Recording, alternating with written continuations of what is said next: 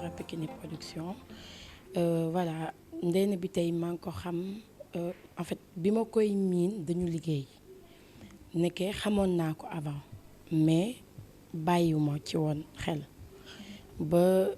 bi ñu njëkk a gisee Walfadjri en 2012 bi ñu njëkk a gisee Walfadjri mu ne ma yow mii di xàmmee naa la ma ne ko man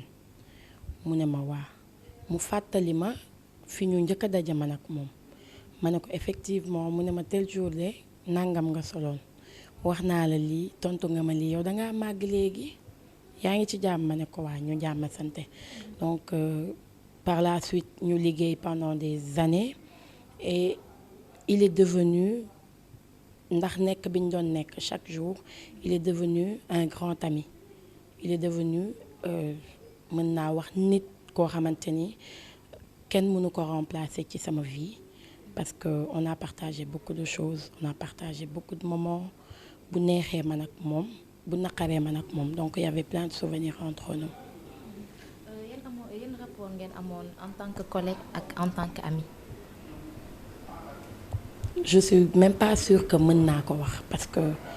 rapport bu nit di am ak magam bu mu bokkal ndey ak baay am nañ ko. rapport bu nit di am ak mbokkam am nañ ko parce que Ndéné dañu partager lu bari comme je l'ai dit tantôt dem nañu ba suñu famille yi duggalante di demalante di ñëwalante këram mu nekk fa walla mu bañ fa nekk dama fay dem sama kër ma nekk fii ak ma bañ fi nekk daf fiy ñëw donc man ak moom comme nit ñu suñu xarit yi doon woowee takkandeer sama takkandeer la woon man takkandeeram laa woon parce que très rarement la nit di gis Ndéné te doo ma gis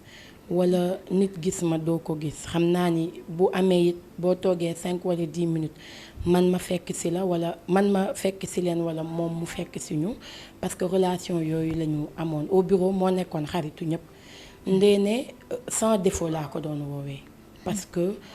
ñëpp la doon àndal ñëpp ñoo nekkoon xaritam ñëpp la doon fréquenté te lépp mu teg ko ci dëgg du mer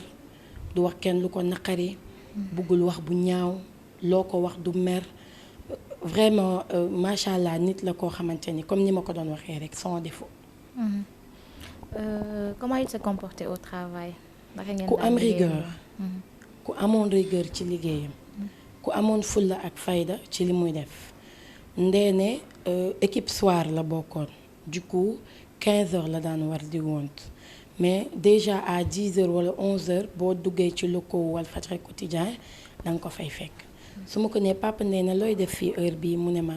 damay commencer bind sama papier nga xam ne ngoon gi damay parfaire wala ngoon gi dina ma permettre ma mën a amaat beneen reportage c'est un peu pour montrer amour bi mu amoon ci liggéey bi nga xamante ni moom la doon def donc fa lañ daan nekk ba 13h 13h30 mu ne ma nañ añi parce que à midi à 13h këram lañ doon lekkee kër Mouhamadou Biteye parce qu'ils habitaient ensemble mais balaa ñuy dem danaa ma bàyyi ma dugg bureau tonton Kamou xool ko ndax soxlawul dara donc dina dugg xool ndax tonton Kamou lekk na ndax soxlawul café ndax soxlawul lii ndax soxlawul lee ba mu wóor ko ni lépp impec na mu soog ma ne nañ dem donc suñu heure pause foofu lañ ko doon passé añ naan ataaya waxtaan àndaat ñëw liggéey si wàccandoo 22h30 ñibbi nekk ci téléphone bi ba ma nelaw mu coupé nekk ci leneen donc ça veut dire ça peut démontrer un peu moment yi ñu doon dund man ak moom. kañ nga ko mujjee dégg wala nga ko mujjee gis. veille bi muy décédé.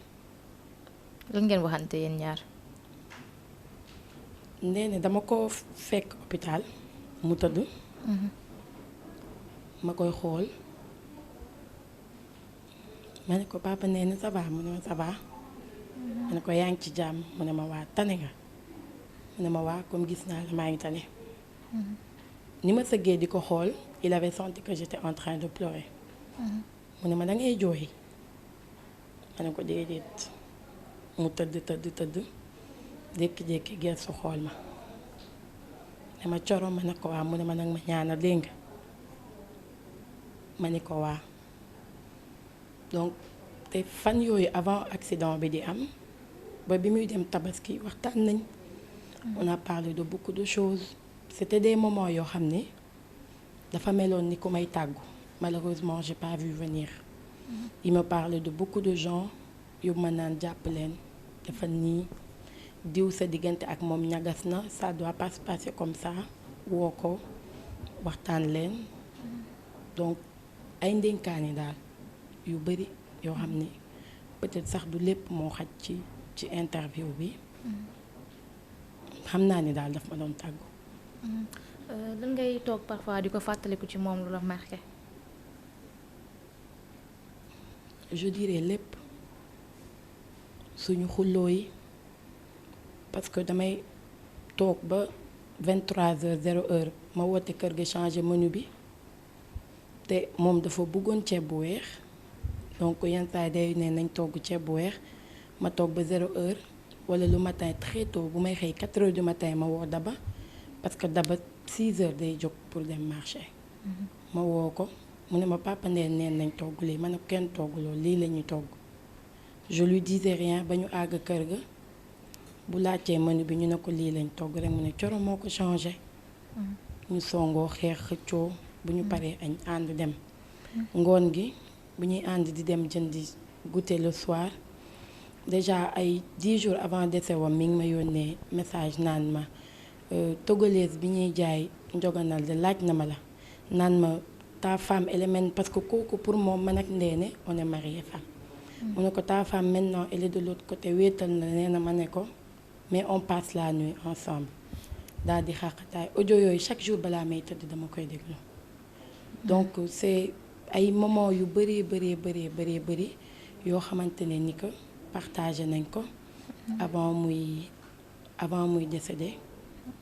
plein de souvenirs yu bari day ñëw sama bopp. peut-être du lépp la ñuy mën wax mais affaire yu bari day ñëw sama bopp damay fàttaliku jour bi ma ko ne papa Ndéné man damay dem 2S mu ne ma Coro 2S ma ne ko waa il a même pleuré xool ma ba ci yàgg ne ma yaa ngi dem 2S mais tu emportes une très grande partie de moi parce que yow foo nekkul day am lu ma manqué. ma ne ko waaye man ak yow ñàkk bokk liggéey tàkkalewuñu mu ne ma tu as raison day toll ci buntu bureau bi naan ani sama xol gauche. ma naan ko papa Ndéné droite dafa am xol mu ne ma c'est une manière de te dire tu es irremplaçable ci sama vie donc moment yi daal bari na. Comment tu as appris son décès? dama xëy vendredi génn man ak sam papa bi ñuy ñëw ma ni sam papa nañu suñu àggee kër ga ñu dem hôpital seeti Ndéné. sam papa ne ma waa en cours de route ma woo bi tey ñuy waxtaan ma ne ko naka papa Ndéné mais bi tey tout le temps day dalal sa xel mais miin naa leen miin boo xamante ne ku ma ci xool soo ma waxee bu ma xoolee sa bët dinaa xam li ci am ak li ci amul. mais c'était au téléphone mu ne ma papa Ndéné ça va mu ngi tane man maa ngi nii di jóge bureau di fa dem. ma ne ko man sax de maa ngi ñëw mu ne ma non bul ñëw. parce que tey médecin bi nee nañu bàyyi ko mu noppal ma ne ko ah oui mu ne ma waa ma ne ko kon dinaa la woowaat mu ne ma waa mu wax ak sam papa parce que boobu on parlait de son évacuation parce que dañ ko bëggoon yóbbu à l'étranger. ça c'était le vendredi ñu agsi fii toog ma ni sama yaay man dama feebar ma yaay ne ma feebar ma ne ko man sama yaram bi dafa diis sama bopp bi day metti sama yaay ne ma kon boo añee nga tëdd ma ne ko waa añ pare mënuma woon añ ma ne suur naa j'avais un ami qui habite à côté qui était malade ma ne xaaral ma dugg seet ko donc bi ma duggee foofu bi tey woo sam papa ne ko ñemewuma woo Coro mais Ndéné noppalu na.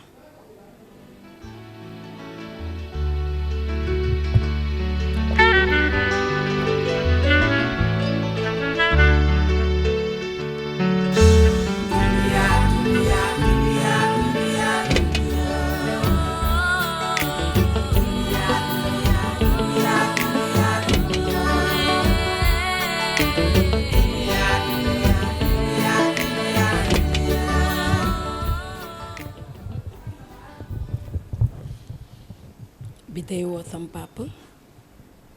ne ko mënuma woo Coro mais Ndéné noppalu na. sam papa ñëw fekk ma fi ma nekk ne day seet si suñu xarit bi feebar bi mu ñëwee mu ne ma nañu yéeg nga wan ma néegam ñu yéeg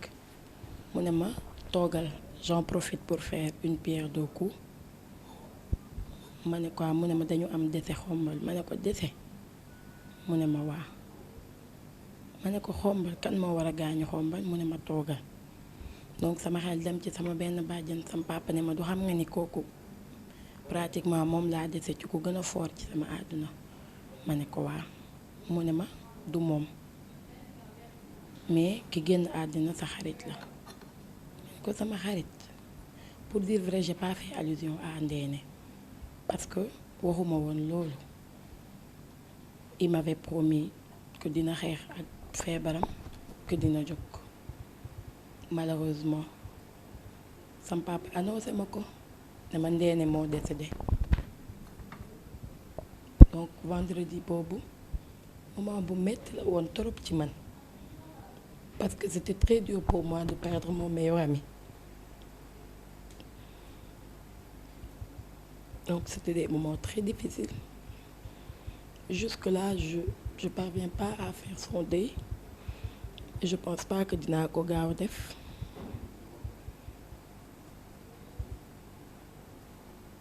la preuve tey nga xam ne bés bi dafa dellu si waat bi ma yeewoo ci suba ba tey je suis pas bien sama xel day nekk ci moom tout le temps depuis lors j'ai du mal à dormir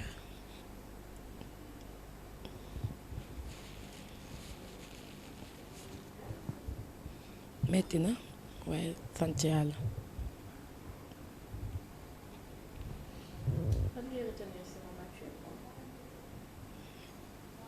que nit ku ma bëggoon la Ndéné man jaraloon naa ko bakkanam et ça j'en suis sûre nit ku ma bëggoon la Ndéné il me disait tout le temps pour ma am jàmm foog ma tuddee la doom ma ne ko man tam dama lay tuddee doom malheureusement fan yu mujj yi daf ma daan wax naan ma takkandeer xam naa ni nag tuddee doom bi moom yaa koy mujjee gérer ma naan ko xanaa dangaa am jigéen bu bees booy tuddee doom naa ma yow xam nga ni kenn mënu la remplacer ci man mais yow yaa may mujjee tuddee doom rek donc yooyu yëpp naan ay signe la woon pour me dire qu'il allait partir.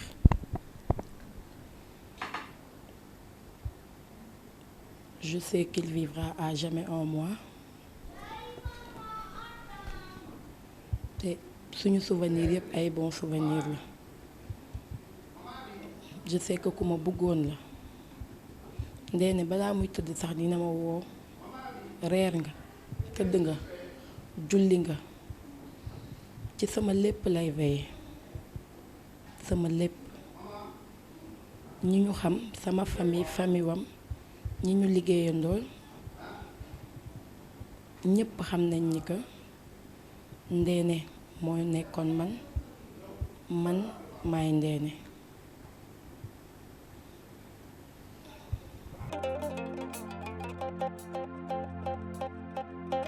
Merci de vous abonner à Pikini Productions.